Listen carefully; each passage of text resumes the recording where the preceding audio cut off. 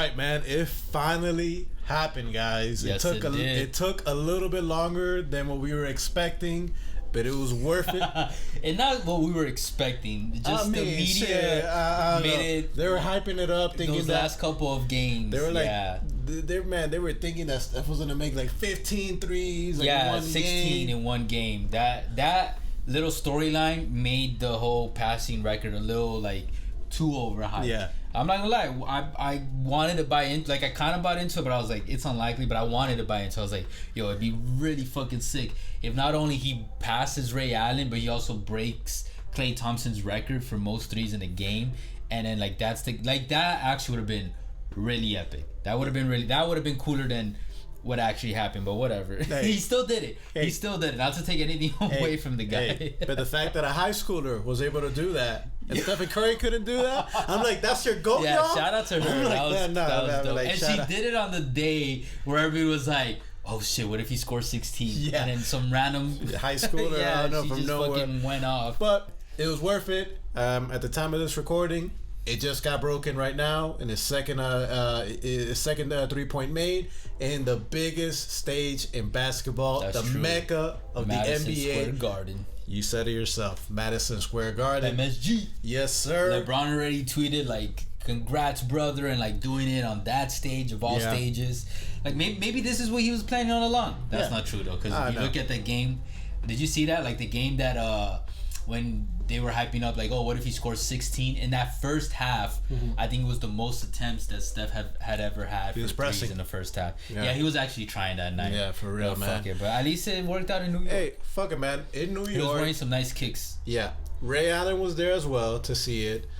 His dad, Del Curry, there as well. So it was pretty good, man. What else do you think about it? Like overall, in general? There's a lot of thoughts that I have into this. I think a major macro thought I have is that this will either signify the transition of NBA basketball play for the next couple of years to decades, or this is going to be the peak / epitome of what basketball gameplay was during the Steph Curry era, like from like early 2010s to, who knows, maybe it starts switching up again around like late 2020s, and then maybe after this whole 3-point shootout game that we have going on, we go back to a different or more traditional. It's kind of like fashion, kind of like anything else. Things always cycle around. So I'm wondering if it's one of those. It's either gonna shift, like this is the pinpoint, like real milestone, like okay, yeah, we went full, everyone's shooting far as fuck now, or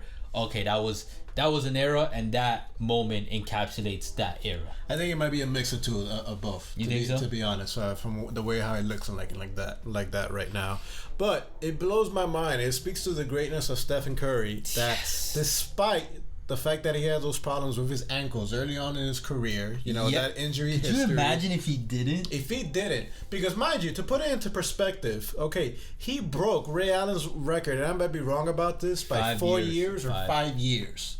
I'm like, shit. And not only did he break it a lot earlier than that, but he did less attempps. Less attempps. I mean, like in the hundreds. Like 700, 600, something like around that. Around 600 to 700. Around, 500 to 600 attempts when it comes to that. But the efficiency as well. Ray Allen did it like about a 40%. Stephen Curry is like at 43%. And keep in mind that also Ray Allen was doing it as not the franchise player. You know what I mean? When Ray was a franchise player, he was dunking. He was playing like a mini penny, basically. Pretty much. And then later on in his career, he transitioned to this 3-point sniping god. Yeah. And the closest thing would be like Reggie Miller. He was the franchise player who was known for shooting. Steph got that, and he's been able to do this as the franchise player who has the ball in his hands most of the times. Gets the most attention. Gets the most attention on defense. And it's just like, he was still able to do it. And there's so many I can't wait. The NBA is definitely going to release on YouTube like best 3-point makes in Steph Curry's career up until this milestone. Yeah, and that's going to be beautiful to watch. Because I always think, I've showed this highlight in a different video, like when he fucking, the Chris Paul ankle breaker was on a mid range, but the one where he did it on a bunch of other Clippers play, I think it was Clippers player, where he like finessed everybody and then he got to the top of the key, and he just wet it, and then Steve Kerr was like, "What the fuck?" And that was like peak Steph mania. And it even blows his mind, man. We saw this, like you were saying, man. We saw this a lot, especially during like the area when they won their first championship, especially in the KD era as well. It's like you think that defense is playing everything perfect. You know, you got KD locked down, you got Clay locked down, Steph is not shooting, but then all of a sudden turns on and he shoots it like with like double teaming and some crazy ass shit. Insane. And I'm so glad he's able to show it in these past 2 years again. Like we got receipts. Like I was saying last off season, like yo, Steph is gonna come back. Watch. And people were skeptical, and now he's been able to do it 2 years in a row. Hey. Warriors are destroying, and Clay isn't even back. I know, man.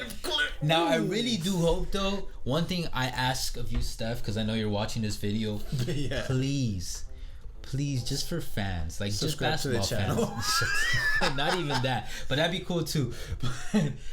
Pass Clay's record for most threes in the game. Come on, bro. We know you got it in. You are the 3-point legend. You're the 3-point god. You're the 3-point, like, everything. Just might as well get that record under your belt. Why not? Why not? But then I would ask Clay, you know, since I know you're like a little bit pissed off about the NBA 75 thing. When Steph does that, well deserved. You should be pissed off. When Steph passes you on that, the next night or in that same season, pass him again. Cement even more for like whoever wants to be skeptical about the Splash Brothers legacy. True. And being the top 2 3-point shooters. Like I didn't watch Reggie play. I saw Allen's tail end career, but I still believe right now Klay Thompson and Steph Curry are the 2 greatest 3-point shooters to ever pick up a basketball. Ever.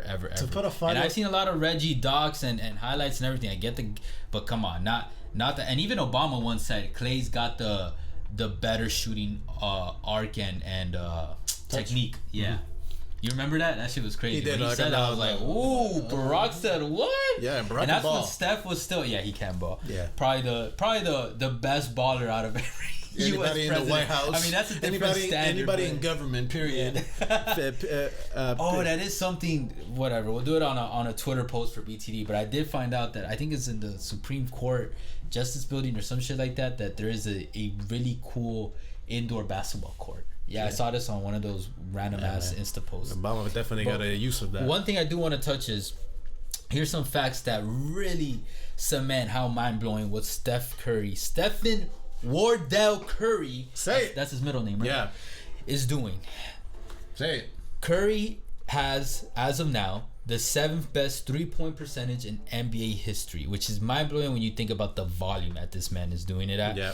And Allen's career clip of 40.2% is tied for 48th in history, which is remarkable. Curry's rate of 43.2% on far greater volume is even more remarkable. Yeah. And if Curry were to surpass 800 3-point attempts again this season, he would have to hit more than 2/3 of them to catch Steve Kerr's career best of 45.4% clip from 3-point range. So it's crazy. I think it's also very beautiful and very poetic.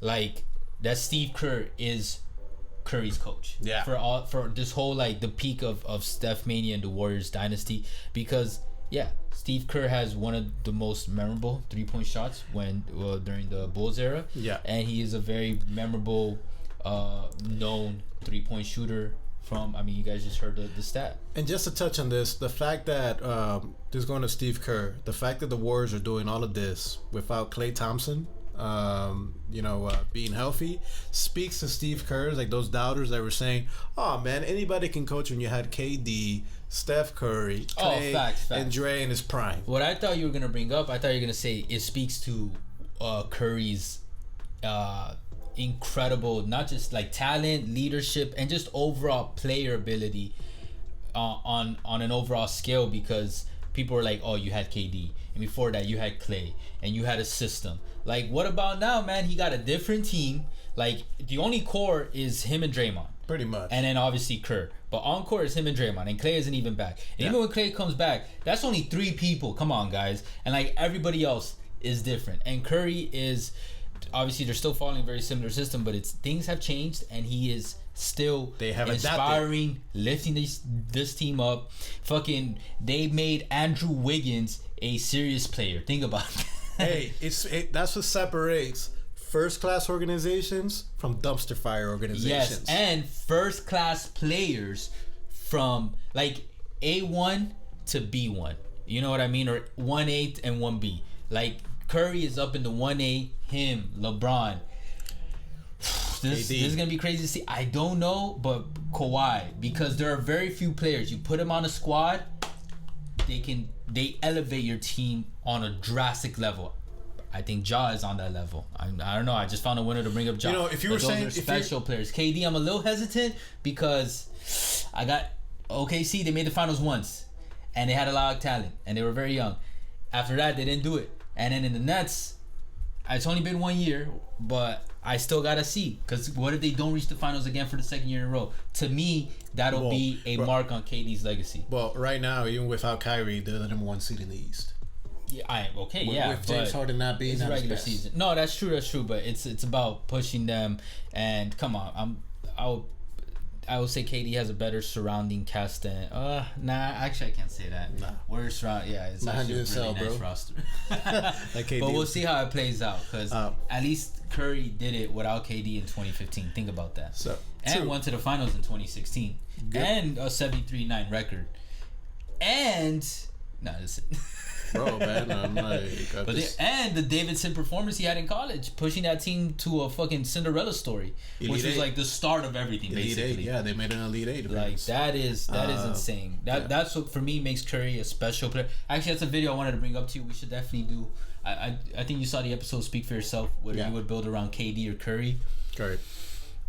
Oh shit! I was gonna be the spoiler though, but yeah, I would pick not even just point guard, but the leadership, the motivation, the inspiration. Sometimes you gotta have a little Tebow in you. Think about that.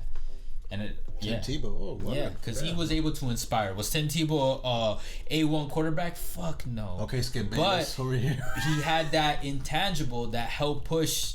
You know, I mean, they were showing those Broncos highlights after RIP. You know, the Broncos player passed away.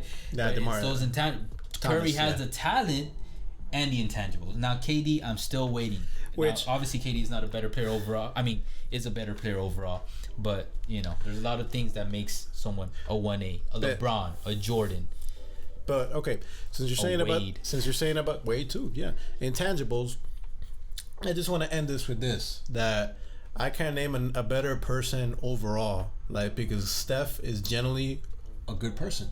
Yeah, from everything we see, like a legit good person, not like, hey, just for the cameras.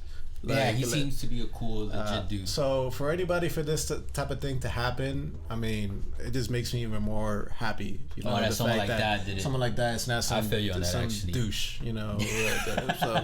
so hey, I feel you. But guys, not like when Jake Paul wins fights and fights and shit. Who? Yeah, the fake boxer. Ooh. But. Alright, last question before we close this off. Yeah. Do you think at the end of it all, 50 years from now, is Steph Curry gonna go down as the greatest 3-point shooter of all time? Absolutely. 50 years. Absolutely. You don't think in the next 50 years we might get someone who surpasses that? Look, man, I've thought about this. Absolutely. I think, this guy is still in the middle of his prime. Maybe like middle towards the end of his prime. The way he plays basketball, which is like shooting-esque, does make it a lot easier for him to have a longer career, unlike a LeBron. But LeBron is still doing it because LeBron's fucking different. And the fact as well that there's so many like new nonsense, like with the NBA, like with resting players, maintaining players. This might be one of those records, like unbreakable records for a while. That might be like Kareem's record. I agree with you. Like it's gonna take a while for this to happen. I don't even think 50 years from now it's gonna happen. Shit. That's my saying. I mean, if you run into YouTube plus Meta, I've gone back and forth, and after just hearing what you just said, I think you just pushed me over the fence. I do believe Steph Curry is gonna go down as the greatest 3-point shooter in the history of the NBA. Arguably, like indebatably, undoubtedly, cemented, not arguably, fucking It's like it's like 50 years from now. That's a long time though. Maybe someone will surprise. That's why I've gone back and forth though. Like, what, you know, he's inspiring a lot of young shooters right now. You know what I mean? But sometimes you're just that special. It's been 20 years, and we still don't have someone to surpass Jordan. I'm sorry, LeBron fans. A lot of things got to go right for this person to get close to Stephen Curry's 3-point record. Yeah, not just record, just overall like perception. You know what I mean? Because LeBron's broken a lot of records that have surpassed Jordan, but arguably, not even overall, I think we all still agree for the most part, Michael Jordan is the greatest basketball player. LeBron James probably second, maybe third if you want to put Kareem up there. Definitely, absolutely. That's be Steph a topic Curry, for another day. Best 3-point shooter of all time. Maybe Klay Thompson, but Klay gotta do something in the record books more to gotta come back first. But guys, 33 years old, man. He did it at 33. That's crazy too. 3-3. Think about that. Perfect sense. Right? Shit. Maybe like 200 years down the road, when we discover the founding of the U, somebody will break it in 333 when they're 333 years old. What? That'll be crazy. All right. But you out for that one. Yeah, I know. Appreciate all the love and the hate, guys. You guys already know. Facebook, Twitter, TikTok, all podcast streaming platforms. We'll catch you guys soon. For now, Take later. care.